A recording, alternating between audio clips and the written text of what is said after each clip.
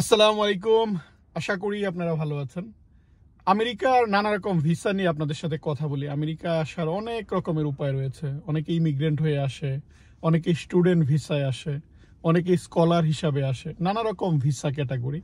এর মধ্যে চাকরি নিয়েও কিন্তু আমেরিকায় আসা যায়। আমেরিকায় কোনো কোম্পানিতে আপনি চাকরি নিয়ে সরাসরি বাংলাদেশ থেকে আমেরিকায় আসবেন। এরকম ভিসা হচ্ছে H1B।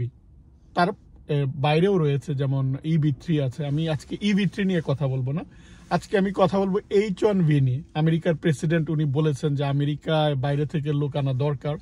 আমেরিকায় অনেক কাজের জন্য এখানে ওই রকম দক্ষ লোকজন নাই বা স্কিল্ড লেবার নাই, তারা বাইরে থেকে আনবে। আপনারা জানেন যে কয়েকদিন আগেও H1Bর উপর যদি বাইরে থেকে আনে কোম্পানির উপর, তারা $100,000 অর্থাৎ $100,000 সরকারকে দিতে হবে, এরকম একটা নিয়ম চালু করেছে। এর মধ্যে এটা হচ্ছে একটা পজিটিভ নিউজ। ফলে অনেকেই কিন্তু আশাবাদী হবে, না আমি সরাসরি চাকরি নিয়ে আমেরিকায় যেতে পারবো। আমি যখন এই নিয়ে কথা বলি, অনেকেই মনে করেন যে ছোটখাটো চাকরি পেলেই বুঝি আপনারা আমেরিকায় আসতে পারবেন। ব্যাপারটা এরকম না।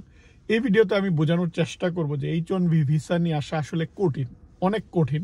বা এই নিয়ে যদি আপনারা স্বপ্ন দেখেন, বরং অন্যান্য ক্যাটাগরিতে আসা সহজ। এটা বাদ দিয়ে অন্য উপায় চিন্তা করা আপনাদের জন্য ভালো।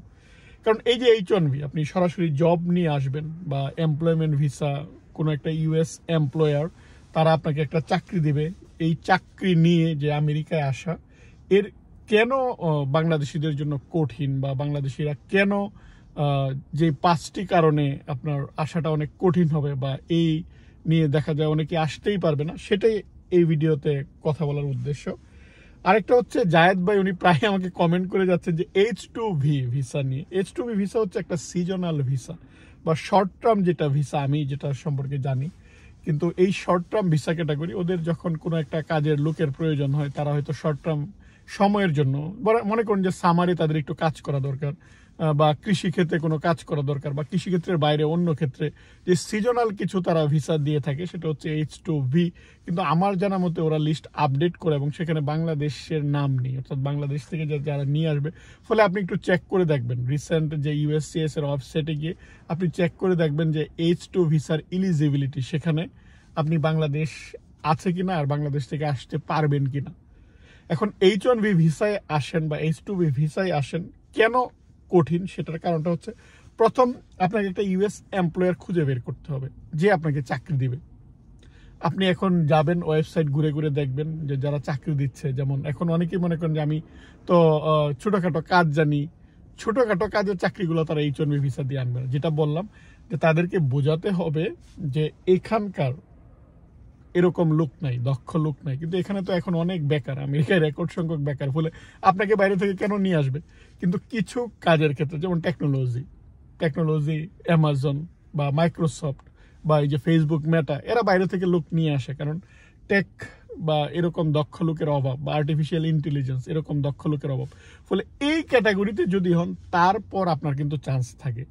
ছোটোখাটো আপনি কাজ করবেন, নর্মাল কাজ করবেন, এখানে এসে পিৎজা ডেলিভারি দিবেন, এখানে এসে হয়তো আপনি কোনো একটা রেস্টুরেন্টে কাজ করবেন, এখানে এসে কোনো একটা হোটেল কাজ করবেন, এই কাজগুলো বা অফিসিয়াল কাজ করবেন, এই কাজগুলোতে আপনার আসার সম্ভাবনা 0%। কারণ এই যে US এমপ্লয়ার খুঁজে বের করা, আপনার ওই রকম এমপ্লয়ারই খুঁজে বের করতে হবে যারা স্পন্সর করবে।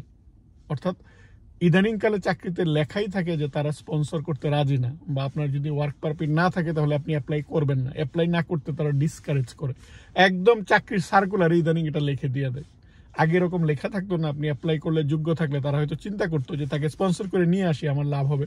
কিন্তু এখন ডাইরেক্ট অনেক চাকরিতে এরকম লেখাই থাকে, ফলে আপনার অ্যাপ্লাই করার স্কোপ কমে গিয়েছে।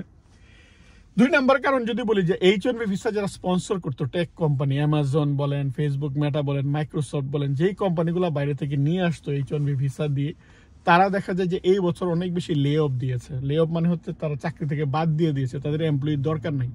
তারা এই কাজটুকু তারা আর্টিফিশিয়াল ইন্টেলিজেন্স দিয়ে তারা করাতে পারবে। ফলে এই কাজগুলো যেহেতু তারা অন্যভাবে করাতে পারবে, তাই তারা H1B দিয়ে বাইরে থেকে লোক আনার দরকার নেই। কারণ ইন্টারনালি যারা আছে তাদেরকে তারা ছাঁটাই করছে, অর্থাৎ তাদের এত কর্মীর দরকার নাই। সো যেহেতু এত কর্মীর দরকার নাই, এখানেই যারা আছে তারাই চাকরি থেকে চলে যাচ্ছে, তাদেরকে বাদ দিয়ে দিচ্ছে। সেই জায়গায় আপনাকে যে তারা নিয়ে আসবে, এরকম স্বপ্ন দেখার বা এরকম চিন্তা করার কোনো কারণ নেই। ফলে আপনাদের জন্য যারা দেশ থেকে বাংলাদেশ থেকে সরাসরি চাকরি নিয়ে আসতে চান তাদের জন্য এটা অনেক কঠিন, অনেক কঠিন। 3 নাম্বার হচ্ছে যে এই যে যেটা বললাম যে এই চাকরিগুলোর জন্য আপনার একটা এডুকেশন দরকার। নর্মাল এডুকেশন, নর্মাল চাকরিগুলো আপনি এটা দিয়ে হবে না। নর্মাল চাকরিগুলো তারা স্পন্সর দিয়ে নিয়ে আসতে পারবে না। এখানে অনেক গ্রাজুয়েট করে ছেলে মেয়েরা রয়েছে। এখন আপনি হয়তো কোনো বিষয়ে স্কিল্ড, পিএইচডি করেছেন বা পোস্টডক করেছেন। পোস্টডকের ক্ষেত্রে তারা নিয়ে আসে সেটা H1B না, তারা J1 নিয়ে আসে, স্কলার যে ভিসা সেই ক্যাটাগরিতে তারা আনতে প্রিফার করে। ওখানেও H1B দিয়ে আসা যায়, অনেকেই আসছে বা আগে অনেকেই আসতো, কিন্তু তারা ইদানিংকালে H1Bর ওই ঝামেলায় তারা যেতে যাচ্ছে না। তারা বরং আপনি যদি রিসার্চার হন, গবেষক হন, মনে করুন আপনার কোনো একটা ফিল্ডে আপনি স্পেশালিস্ট, আপনার পিএইচডি আছে, তখন আপনার জন্য উপায় হচ্ছে যে J1 ভিসা। এখন এই যে H1B ভিসা দিয়ে যদি আপনি আসতে চান তাহলে এখানে যেটা হয় যে অনেক বেশি কোয়ালিফিকেশন দরকার।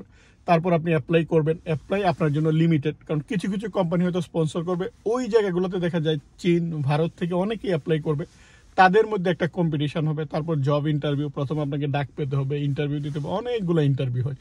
ইন্টারভিউ দেওয়ার পর তারপর আপনি ফাইনালি হয়তো অফার পাবেন। সো এটা অনেক বেশি কম্পিটিটিভ, অনেক বেশি এখানে কম্পিটিশন হয়। আপনি যদি সেরকম যোগ্য হন, এক্সট্রা অর্ডিনারি হন, তাহলে হয়তো আপনি পাবেন। কিন্তু যেটা বললাম আমি, ওভারঅল বাংলাদেশিদের কথা যদি বলি তাহলে এটা হচ্ছে আপনার জন্য একটা লিমিটেড অপরচুনিটি। কিন্তু আপনি যদি এক্সট্রা অর্ডিনারি হন তাহলে পৃথিবীর যে কোনো জায়গায় যেতে পারবেন। এক্সট্রা অর্ডিনারি যারা যারা হচ্ছে অর্থাৎ সব দিক থেকেই সবার চাইতে আলাদা, এক্সট্রা তার নলেজ রয়েছে, এক্সট্রা তার স্কিল বা তার একটা যেটা অর্থাৎ যে স্কিলগুলা সচরাচর মানুষের মধ্যে থাকে না, সেটা যদি আপনার মধ্যে থাকে তাহলে অন্য হিসাব। এখন 4 নাম্বার যদি বলি যে এই যে H1B ভিসার, এটা কিন্তু একটা লিমিটেড, অর্থাৎ 85,000 একটা লিমিটেড একটা ক্যাপ, এই পর্যন্ত তারা বাইরে থেকে নিয়ে আসবে। এর মধ্যে একটা লটারি হয়। অনেক কোম্পানিতে দেখা যায় যে আপনাকে চাকরির অফার দিয়েছে কিন্তু লটারিতে আপনার নাম আসতে হবে। এখন লটারিতে নাম এখন ইন্টারনাল, এক্সটার্নাল, এর মধ্যে কিছু ক্যাটাগরি রয়েছে। আর ইদানিংকালে যেটা হয় যে তারা লটারি দিয়ে বাইরে থেকে হয়তো নিয়ে আসার চাইতে তারা প্রেফার করবে যে আমি ইন্টারনালি নিই, কারণ বাইরে থেকে নিয়ে আসতে যদি 100K, যেটা $100K যে চার্জটা দিতে হয়, এটা যদি চেঞ্জ না করে, নিয়ম হয়তো চেঞ্জ করতে পারে, যদি চেঞ্জ না করে তাহলে তো তারা বাইরে থেকে আনলে দিতে হবে, তারা সেটা দিবে না, তারা ইন্টারনালি ভিতর থেকে নিবে।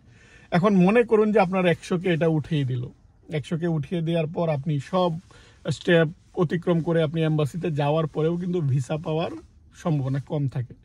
কারণ আপনি যখন ভিসার জন্য গিয়ে দাঁড়াবেন, এখন ভিসার জন্য অনেক অনেক রুল জারি করেছে যে তারা, আপনি যদি ডায়াবেটিক্স থাকে তাহলে আপনাকে ভিসা নাও দিতে পারে, আপনি যদি একটু মোটা হন, অর্থাৎ আপনার যদি ওবেসিটি থাকে তাহলে তারা নাও দিতে পারে, আপনার যদি কোনো অ্যাজমার কোনো প্রবলেম থাকে তাহলে নাও দিতে পারে। সো এই জিনিসগুলো কিন্তু দেখবে। এখন আপনি হয়তো বলবেন যে আমি আর এটা ওরা জানবে কি করে, আমি তো এটা দেখাবো না বা আমি লিখবো না। ওরা যে ব্যাকগ্রাউন্ড চেক করবে, সব ইনফরমেশন পেয়ে যাবে। আপনি কোথাও না কোথাও তো চিকিৎসা করেছেন, কেউ না কেউ তো জানে। সো ওরা ব্যাকগ্রাউন্ড চেক করে কিন্তু ওরা চাইলেই এই ইনফরমেশনগুলো পেয়ে যাবে যে আপনার কোনো ক্রনিক ডিজিজ আছে কিনা, আপনি কোনো রোগে রোগাক্রান্ত কিনা। সো এই যে জিনিসগুলোর কারণে যেটা বললাম যে আপনার জন্য H1B ভিসা, আপনারা যারা H1B ভিসা নিয়ে আমাকে প্রশ্ন করেন যে আমি H1B ভিসা দিয়ে যেতে চাই, আমাকে একটা স্পন্সর খুঁজে দিতে পারবেন কিনা। স্পন্সর তো এরকম ভাবে রেডি না বাইরে থেকে নিয়ে আসার জন্য। ভাই আমাকে অমুক কোম্পানি বলেছে তারা আমাকে স্পন্সর করবে, এটা কি ভ্যালিড কিনা। কোম্পানির পিছনে লোকজন ঘুরে, কোম্পানি আপনার পিছনে ঘুরবে না। আমেরিকার কোনো কোম্পানি যদি আপনার পিছনে ঘুরে তাহলে আপনাকে দেখতে হবে আপনি ওই রকম মাপের স্কলার, আপনি কি এক্সট্রা অর্ডিনারি স্কলার বাংলাদেশের, যে তারা আপনার পিছনে যাচ্ছে। নর্মাল মানুষের পিছনে ওরা কেন যাবে, যেখানে এখানেই অনেক বেকার মানুষ।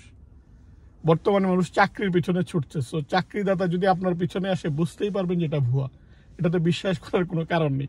কারণ মানুষ চাকরির পিছনে ছুটছে, সেই জায়গায় চাকরিদাতা বা ওরা আপনার পিছনে আসবে, তাও আবার আমেরিকা বাদ দিয়ে বাংলাদেশের মতো জায়গায় আপনাকে তারা বলবে যে ঠিক আছে তোমার এই চাকরি। সো এই জিনিসগুলোতে আপনারা, এগুলো স্ক্যাম, এইগুলোর পিছনে ছুটবেন না।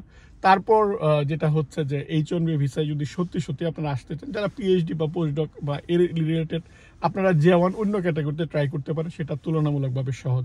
বা আপনার যদি এক্সট্রা অর্ডিনারি ক্যাটাগরিতে থাকে তাহলে আপনার যে EV2 NIW রয়েছে সেখানে আপনি অ্যাপ্লাই করে সরাসরি গ্রিন কার্ড নিয়ে আসতে পারেন সেটা।